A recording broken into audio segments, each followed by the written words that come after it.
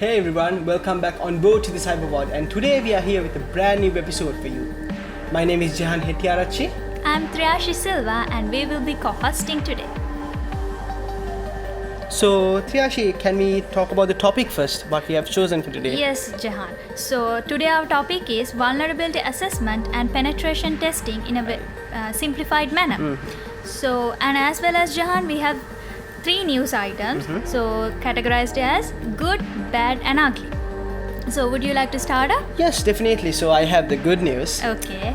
So Interpol has announced the arrest of 1,000 cyber criminals in an operation codenamed Hikey 2. This was the second one. The first one was happened in earlier this year, and it was known as Hikey 1. And it itself has resulted in more than 500 cyber criminals, and this also more than 1,000, so twice the amount. So I guess this is one of the best things that have happened recently because it's making this world a better place, I guess. Yes. So you have the bad, right? Yes. Yeah. So I have the bad news. So it's pretty much about a secret thing, like printers and IoT devices that are in the networks are like quietly waiting, and the hackers are using these IoT devices to remote code execution. Right. Okay. So they maliciously code scripts and they print it to their computers. So which is pretty much a bad news. As well as it has been not identified by the networks as well, because recently these researchers have been proved that printers in these bigger networks have been used by hackers for years. So that's pretty much a bad news, I guess. Yes. But Triyashi, I just got a more uglier news than that. Okay. So you know the COVID-19 pandemic, which is ongoing right now, and we had a first Omicron patient recently identified as well. So there was these cyber criminals who has used this Omicron virus to have phishing attacks. They have sent emails stating that the UK's National Health Service is offering recipients a free Omicron PCR test, and if they click on that link and fill the form which was given, that they would get the free Omicron test. So through this, they have stolen the data of people, and they have used it for their own purpose. So which is a very ugly news. They are using this pandemic situation for their own thing, so they should be caught, I guess. Yes. So what we have next? Now we will move on to our guest intro. So let's move on to our guest introduction now.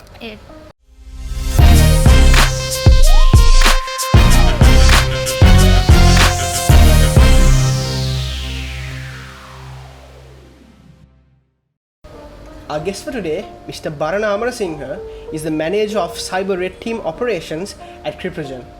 And as well as he is an information security personnel with a demonstrated history of working in the information technology and services. Sir, we welcome you to the CyberPod.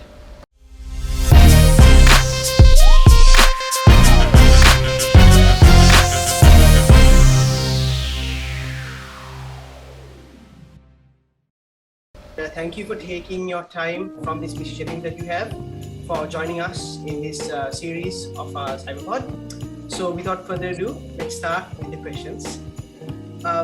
First question, could you explain the concept of VA and PT, and what are the aspects which are covered by VA and PT? Once again, I thank you very much for inviting me for this podcast as well. So I'll get straight into the points, so we can discuss if we have anything on the later part of the conversation. So to give an answer to your question is security is kind of everywhere, first of all, and we need a lot of like tools and mechanisms to make sure that we are secure. So inherently computers and systems and people are flawed, so that's a given fact. So and there's no something called 100% security. We never guarantee that, and we don't like we say cover your areas which you want to cover, then you, according to the risk registries which you have in the companies and everything, like if you're a startup, you won't be able to looking at a lot of information security, but when it comes to major organizations and those kind of things, people have a lot of ways to identify their risks when it comes to the IoT era, I would say. So everything is moving towards IoT. Everyone has mobile phones these days. So this is a time period where we talk about security in a very protective manner. So I was just reading the data protection laws on Sri Lanka as well. So they have released a cassette. So if you guys are interested, go and look at it.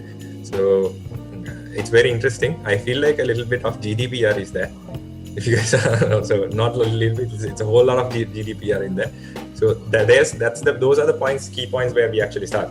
We need to give a value to what we are actually collecting of the customers and everything. Because even if you take banks, you have enormous amount of data. So end of the day, this data needs to be protected.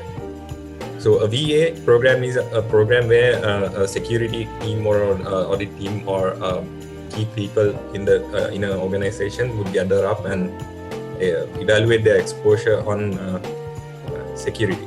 So that's the main goal. They need to protect data and information of others. So VA, when it comes to VA, simply would be it's a more of a automated way. Now we see it as of now. So there are various different kind of explanations to what is VA and what is PET. So at this point, what we see is most of the time is we do automated scans to identify known common vulnerabilities on a system or a service which is being offered from a company or organization. So in that area, what we do is VA is we will be looking at as I said, commonly known things mainly. Other than there are specialized scripts and those kind of things to be run on VA side, but this is not a one-time thing. So companies have implemented security into their hardcores now, and companies are moving into the security sector as we speak as well. So to ensure a system where everyday vulnerabilities together, and they are at some point people need to sit down and check for whether if they have vulnerabilities or risks and those kind of things. So what they do is in VA we automate that stuff. So whatever the commonly known things, or CV numbers, you guys will be more familiar with the CV word tracing. So those things we need check. If you guys are interested in VA and those kind of, there are free and commercial tools as well. Go into Gartner.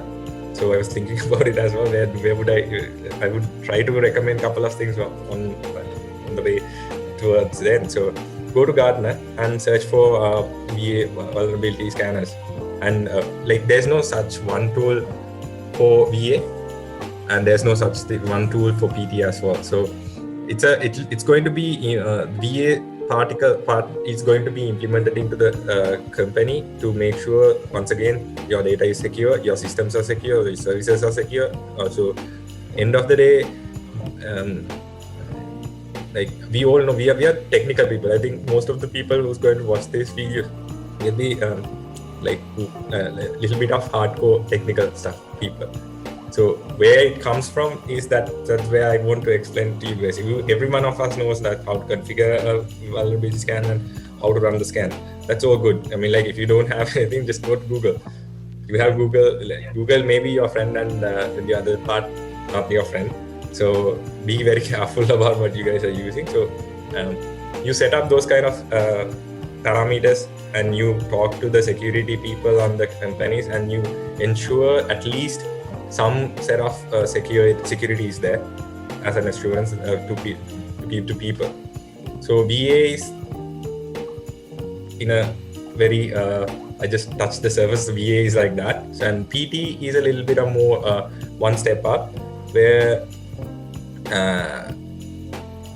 a security audit team or the key personals will be coming down and thinking, okay, we want to launch a application. I'm just giving you a scenario for it'll be easy for me to explain to you guys. So we will a company would come to a penetration tester and ask, like, look, I have made a application. Can you please check on whether if you can do anything on it, if you can extract any data and those kind of things. So it will be scoped. Morely it'll run for at least 2 weeks of time. Everyone knows about it. Like the VA scans, when the VA scans are running, all the employees on the security team more than the IT team would know that, okay, there is an IT guy, because next day the report is coming and they need to struggle with fixing it. There's no one-way fix as well. So once again, state there's no one blanket rule for everything. So you need, even if you take Microsoft, if you guys are Windows enthusiasts, I would say they also released patches every 2 weeks, if I remember correctly. So those things are combined with the bug updates and security updates. Do keep your eyes open for security updates as well if you are interested. So a PT, once again, it's a very structured way where we scope ourselves to, if we are testing one application, we will be testing on that application only, and we will go through static and dynamic analysis. Sometimes you won't even find anything. To be honest, to be very frank, you might not find anything. It's a very it feels good when you find something wrong in it. Mostly it's kind of attack and kind of failure and then attack, and you get something out of it. End of the day, those are the main two things I would say, like, when it comes to PA and PD. Yes, there are a lot of PT people in Sri Lanka as well. I have met a lot of good talents as well. So it's so in a nutshell, VA and PT is more of a IT related. So you have an IT department in your company, you have the systems deployed in, you have an asset inventory, you need to make sure those things are correct and running properly. So those basic things, the minimum basics are covered with the VA scans, or easily, I would say. It's not that easy, but it's just a general idea about it. If you have a PC, just run a VA scans and CA scan and see what kind of things you are opening up to outside. So, because nowadays people don't even know what kind of ports, services, or things the other people are gathering. So VA is a general baseline. PT is one step up, where you do you integrate the security functionalities to the development, the application development segment as well. So you will see a lot of click jacking once again. So those kind of things will be there. And but end of the day, it's more of a security, and it's more focused, I would say. PT related term, you will be looking at specific technologies in the PT section, I would say. I am hoping I gave you a good answer. I don't know. Let me know if you need more clarifications on that as well. What is the difference between PT and PT? So VAPT once again falls under IT, and red teaming is more on security itself. So one example I can give you is, like, okay, fine, a company may think they are running entire good VA scanning schedules, and it's running monthly, you're getting reports, and you have the highest like the Gartner highest tools on your systems, and you have a good team on penetration testing. They will be continuously checking on these kind of things, and it's kind of a more PT is more rigorous, and more rigorous and more methodical, I would say, because it has a list. Those are we go through those things. We do checkups, and they have like basic authentications kind of things, privilege escalations, and those kind of things. It's already there. When it comes to red teaming, that's where you take off your white hat, keep it for aside for a little bit, and wear your black hat, and you sit down. Don't do unethical things. Yes, you may find a lot of things around you. Even before I'm telling you guys these things, you guys might have like huge databases of Sri Lankan, Sri Lankan or any kind of organization databases with you guys. So not leaking those things are up to you. So not leaking things or making trouble is up to you guys. So once again, don't do those kind of things. It's not ethical. So when it comes to, once again, coming back to the red teaming concepts, you need to sit down and you think like a hacker. So this is where actual hacking part starts. So you may be given in a just one URL, where in like PT it breaks up to 3 categories. It maybe a little bit outdated thing which I'm discussing about. It's more mainly, you guys know, white box testing, gray box testing, and black box testing. So those are there. And just to give an idea, white box testing, a person or point of contact or person who will be on the other side, they will be sitting down with you and explaining to you like what are the functionalities, what kind of things work, and this and that, so forth. Then you come to an agreement with them, saying, okay, we will be testing out this application, and we will not be looking at other parts. So it's purely focused, and that's our end goal is to make sure that application is running correctly. But when it comes to red teaming, the end goals differ. So only a couple of people would know about it. Maybe your CEO or CIO or CISO, those kind of high level would know about it. And what we do is we start searching for everything we can get our hands on about that, about the organization. So we will be covering up a lot of ground to our end goal. End goals, like in the sense, if we get an access to a system, next thing what we will do is we will try to see whether what kind of other things are connected. So where the penetration test comes and stops, we kind of start. So it's a push where sometimes you can actually, if you're lucky enough, you will get an access to a database or a production server where a lot of deployments or the source codes are there. You can go and get the source codes, and 9 out of 10 times you will find the hard-coded credentials on it. Trust me on this. Go check, but don't use those credentials for like those kinds of malicious intent. So that's where we actually start. So we gather a lot of information. We are in IT. IT stands up for information technology. So it's going with information. So everything has to do with security, has to do with information as well. We can't actually separate it. So those are the clear 2 points where IT, VA, PT would focus on more IT related, and red teaming concept would be more focused on the security exposure. So we don't want to run, for an example, we don't run very loud scans to get detected, because that will compromise our work activity. So it's a very stealthy. Sometimes you don't have anything, sometimes you check, you won't find anything.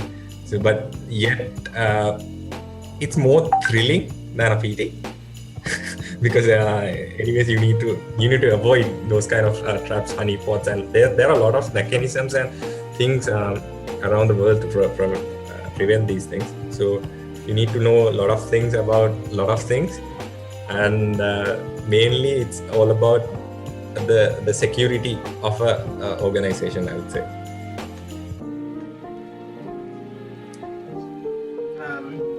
So, Mr. Bharana, what are the required skills and certifications that are essential to building the career in VA and PT?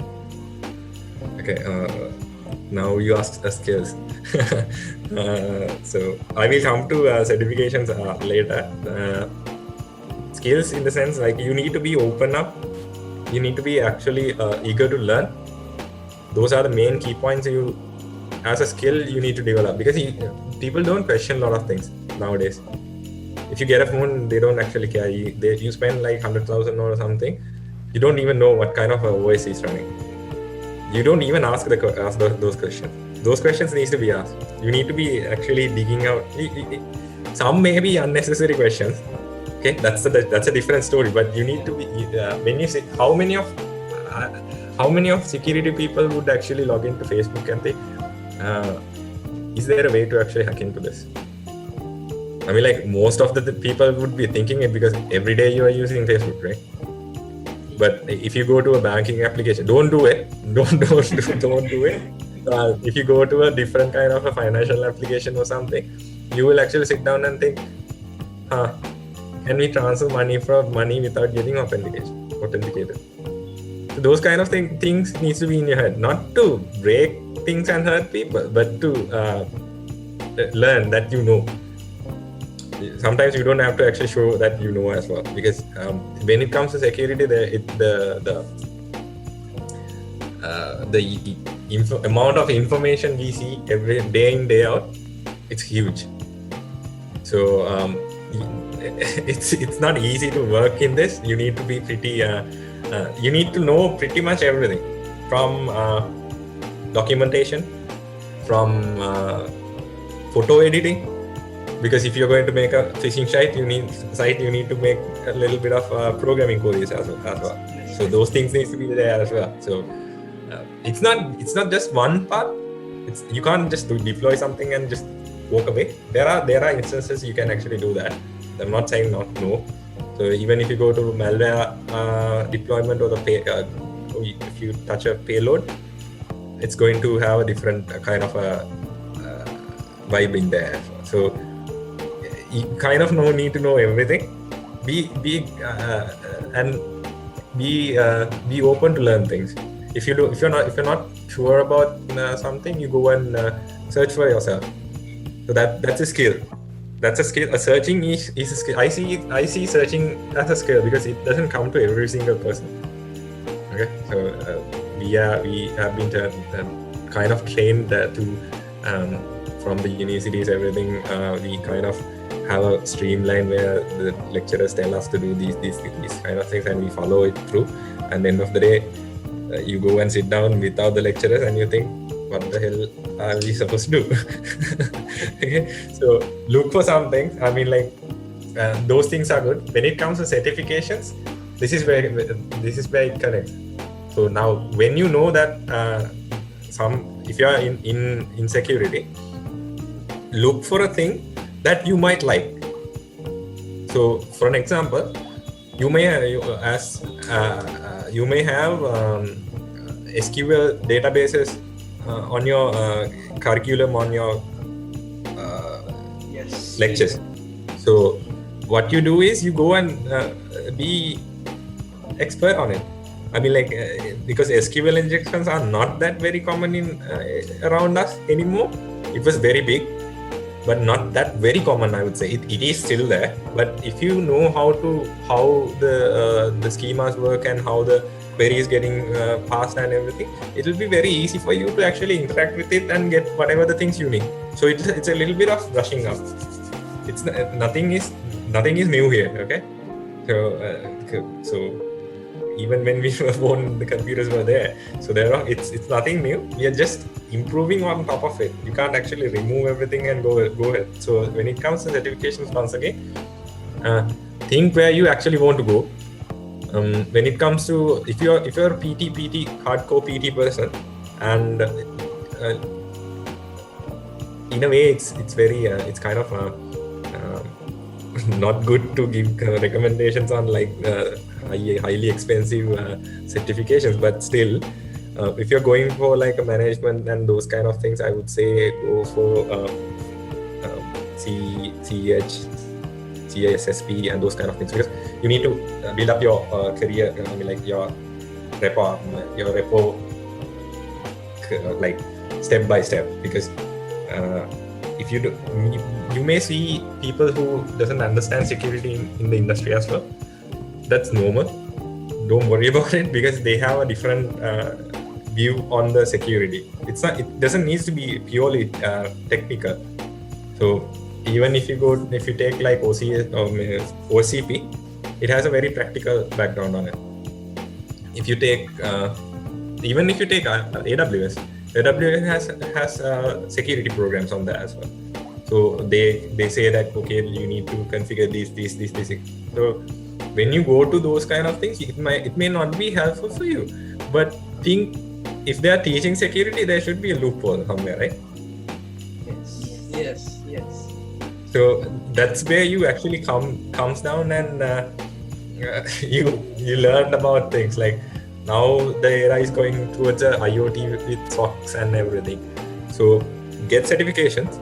Definitely get your knowledge like brushed and polished, and go for a certification where you are comfortable with, I would say. Not just because people are following through. There are certain things you need to do. I'm not saying no, because we are on the main floor and we need to do certain things to get into some kind of positions and those kind of things, if that's the case. So that needs to be there as well. So mainly what I would, on top of my head, what I recommend would be, if you're a hardcore penetration tester, look for the Kali, the distributions, like they have got OSCP and CEH and CISSP and those kind of things. Those are the main core basic models you need to go. And it may be a little bit pricey. I mean, like, as a security people, you know that data is available everywhere. Find it and read on it and see what you can get on that as well. How important is to play serious courses to sharpen our BAPs, technical skills? Okay, so you can't. A learner can't actually come straight away jump into the industry. So you can't go and attack organization as you like, because it has a different kind of procedure. That's why I started. Like, don't get me wrong, BA is good, PT is good. I like when people are asking about questions on the security and everything, but it has the starting stage. So you need to actually sign NDAs, disclosure agreements with them, to make sure that you are not doing anything unethical, and make sure that you are safe as well. Okay, at least if you don't think about them, think about yourself, because now regulations are coming in and everything is getting tied up. I don't know where it will go, but that's a different story, and we don't want to think about it, because if we do something and we learn something to our own, we will take it forward.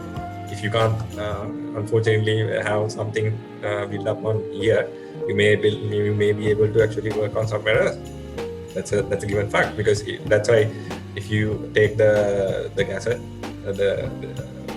the bill which was passed on the cabinet, it's more streamlined with the GDPR.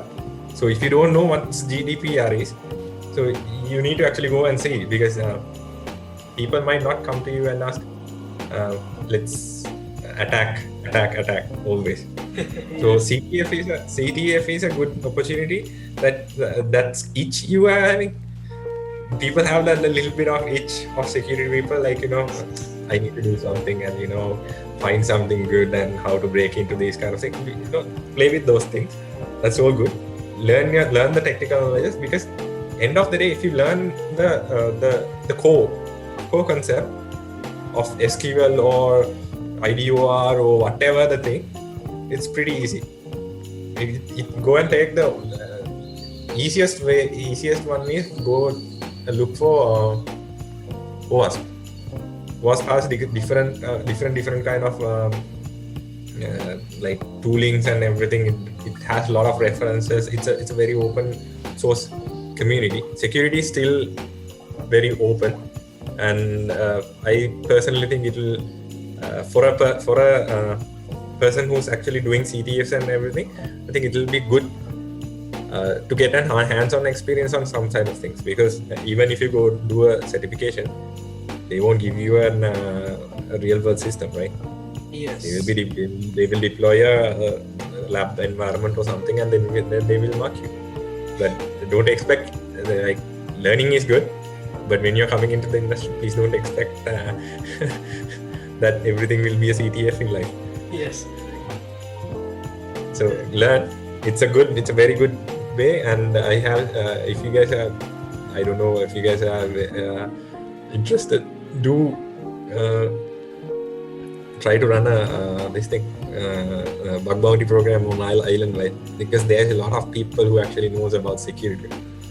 So those kind of stuff. We are still very young. Sri Lanka is very, very young, even though we have the capacity to hold up all the other work from other countries. Security field in Sri Lanka is very good. So learn those kind of things. The easiest, quickest ways to actually take down the foods is, as you asked, do a little bit of CTFs as well, because it's a game, right? Yes. You kind of get a good feeling at the end of the day. You feel good, and you know that at least you learn to run one or two tools. You may find a way to actually a person who would never use Metasploit, like those kind of tools and frameworks, might start loving those things as well, because it's that there are some certain things, like everyone can't do everything. Okay, so be special, be a little bit special, and find your tools and your this thing, I would say. So do CTF. I would say I would highly recommend doing on CTFs as well, to improve your knowledge on technicals and how the things connect and everything. Thank you very much for joining us today in this session. It was very informative, and thank you for taking your time off your busy schedule and coming here. And hope to meet you soon in another episode as well, sir. No worries. Thank you very much for inviting me as well. It's a good work. Thank you very much, guys. I hope to see a lot of more security in Sri Lanka, because it's a little small community as of now. Yes. And we can't handle everything. So to be very honest, because if you guys know that even foreign countries are actually sending us work, so the SOCs are getting implemented in Sri Lanka as well. If you take the highest companies on Sri Lankan grid, they have SOCs. Start with somewhere. Security is good, and you have a good future, I would say. Just utilize this opportunity you guys are having, and we'll see you in the field. Just come and say hi. Maybe we'll have a talk. Definitely. Thank you very much for inviting me once again. Thank you very much, sir.